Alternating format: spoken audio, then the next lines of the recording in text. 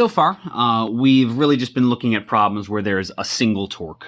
There's only a single force that's going to cause any sort of twisting action to happen, and that's been pretty straightforward to deal with. But of course, when we were dealing with regular forces, we had all sorts of problems where there were multiple forces involved.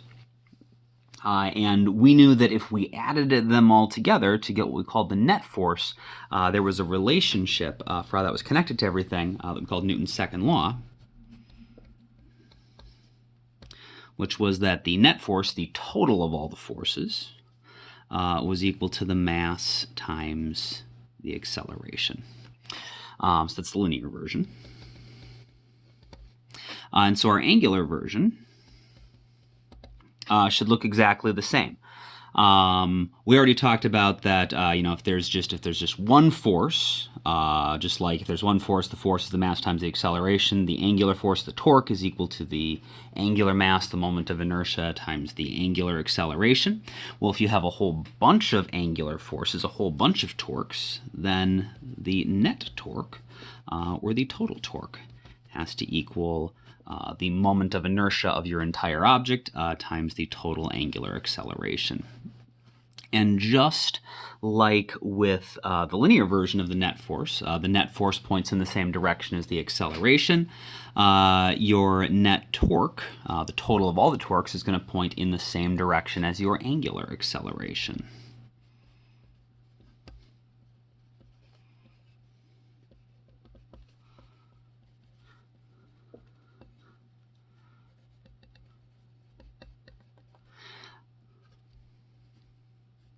Which is a useful relationship to be aware of.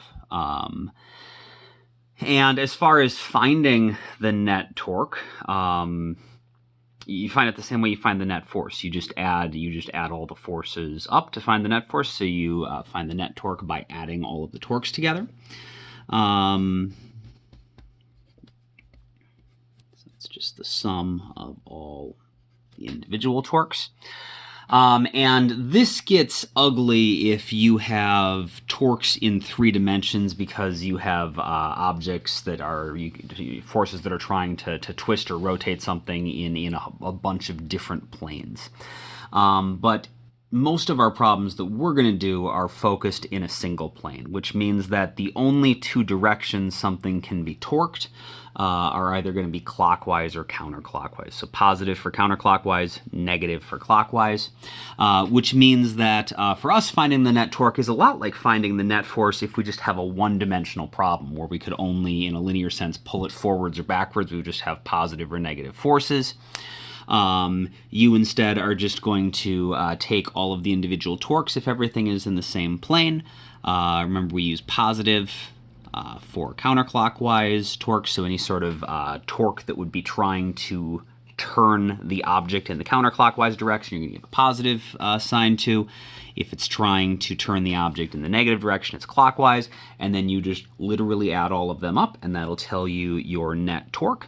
And if your net torque is positive, so your total torque is counterclockwise, whether, no matter how many individual torques there are that might be clockwise or counterclockwise, if your total is positive counterclockwise, that means that your angular acceleration is going to be counterclockwise. And if you add up all of your torques and the total, when you combine everything, is negative, that means that your total torque is going to be clockwise, which means that your angular acceleration will be clockwise. And then if you know your moment of inertia, you can figure out exactly what your angular acceleration is, or if you know your angular acceleration, you can find your moment of inertia. Or just like we could do problems with net force where we knew the mass and acceleration and use that to find some sort of missing force. If you knew there were maybe 4 torques and you knew 3 of them, and you knew the moment of inertia and you knew the final angular acceleration, you could figure out, what that missing torque is. And so we use it just like we use Newton's second law, except everything is twisting and turning either clockwise or counterclockwise, instead of having these linear forces pointing in different directions.